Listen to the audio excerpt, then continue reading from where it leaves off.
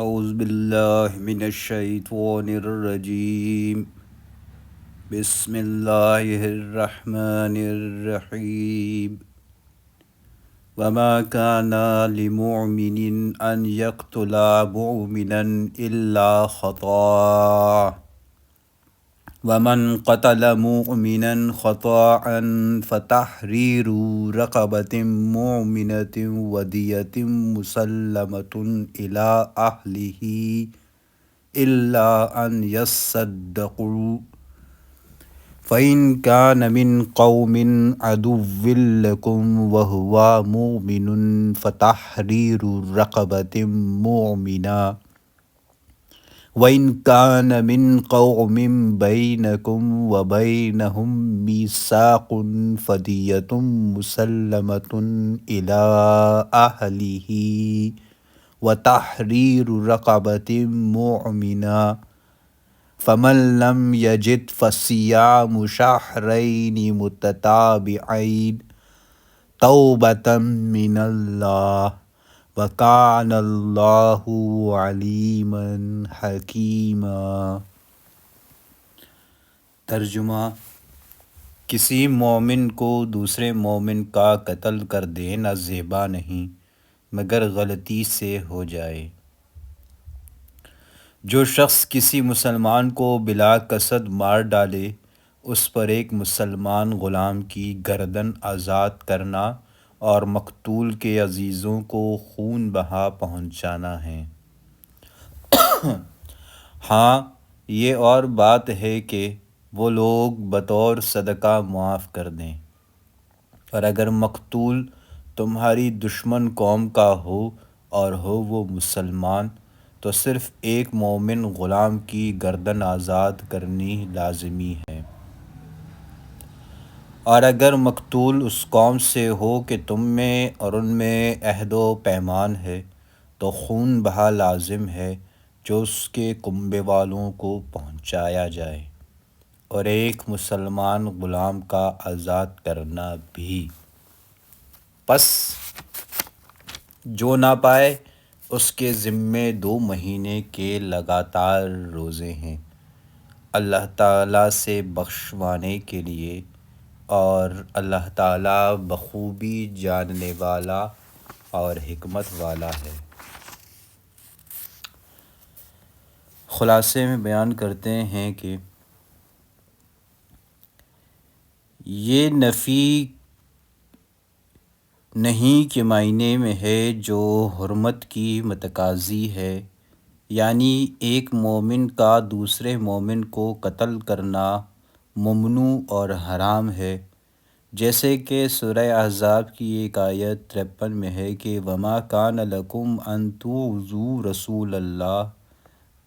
ترجمہ: تمہارے یہ لائق نہیں کہ تم اللہ کے رسول صلی اللہ علیہ وسلم کو ایذا پہنچاؤ، یعنی حرام ہیں۔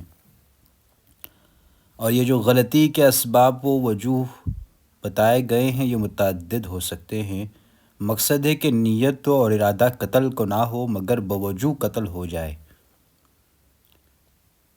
اور جو قتل خطا کا جرمانہ بیان کیا جا رہا ہے وہ 2 چیزیں ہیں، ایک بطور کفارہ و استغفار ہے، یعنی مسلمان غلام کی گردن آزاد کرنا، اور دوسری چیز بطور حق العباد کے ہے، اور وہ ہے دیت، خون بہا۔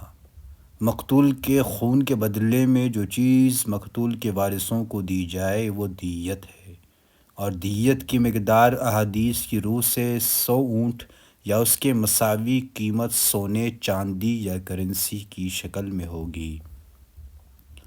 ملحوظ خیال رہے کہ قتل عمد میں قصاص یا دیت مغلظہ ہے، اور دیت مغلظہ کی مقدار 100 اونٹ ہے، جو عمر و وصف کے لحاظ سے 3 قسم یا 3 معیار کے ہوں گے، جبکہ قتل خطا میں صرف دیت ہے، قصاص نہیں ہے۔ اس دیت کی مقدار 100 اونٹ ہے مگر معیار اتنا کڑھا نہیں۔ علاوہ ازیں اس دیت کی قیمت سنن ابی داؤد کی حدیث میں 800 دینار یا 8000 درہم اور ترمذی کی روایت میں 12000 درہم بتلائی گئی ہے۔ اس طرح سیدنا عمر فاروق رضی اللہ عنہ نے اپنے دور خلافت میں قیمت دیت میں کمی بیشی اور مختلف نوعیتیں مقرر فرمائی تھی۔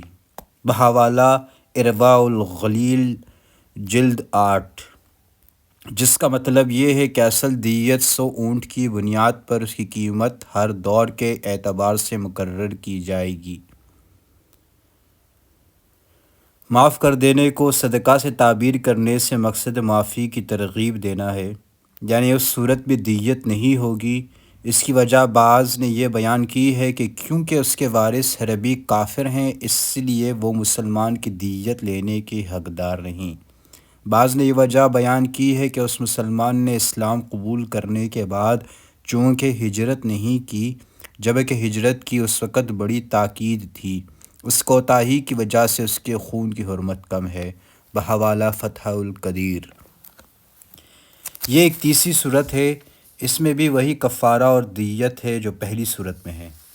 بعض نے کہا ہے کہ اگر مقتول معاہد ذمہ ہو تو اس کی دیت مسلمان کی دیت سے نصف ہوگی، کیونکہ حدیث میں کافر کی دیت مسلمان کی دیت سے نصف بیان کی گئی ہے، لیکن زیادہ صحیح بات یہی معلوم ہوتی ہے کہ اس تیسری صورت میں بھی مقتول مسلمان ہی کا حکم بیان کیا جا رہا ہے، اور یعنی کہ اگر گردن آزاد کرنے کی استطاعت نہ ہو تو پہلی صورت اور اس آخری صورت میں دیت کے ساتھ مسلسل لگاتار بغیر ناغہ کے 2 مہینے کے روزے ہیں۔ اگر درمیان میں ناغہ ہو گیا تو نئے سرے سے روزے رکھنے ضروری ہوں کہ البتہ عذر شرعی کی وجہ سے ناغہ ہونے کی صورت میں نئے سرے سے روزے رکھنے کی ضرورت نہیں، جیسے حیض، نفاس یا شدید بیماری جو روزہ رکھنے میں مانع ہوں۔ سفر کے عذر شرعی ہونے میں اختلاف ہے۔ بحوالہ ابن کثیر۔ خلاصے وغیرہ کو غور سے سنیے گا جی، سمجھ کے پڑھیے گا۔ استغفر اللہ ربی من کل ذنب اذنبتہ عمدا او خطأ سرا وعلانیۃ واتوب الیہ، لا الہ الا انت سبحانک انی کنت من الظالمین۔ اللہم اجرنی من النار۔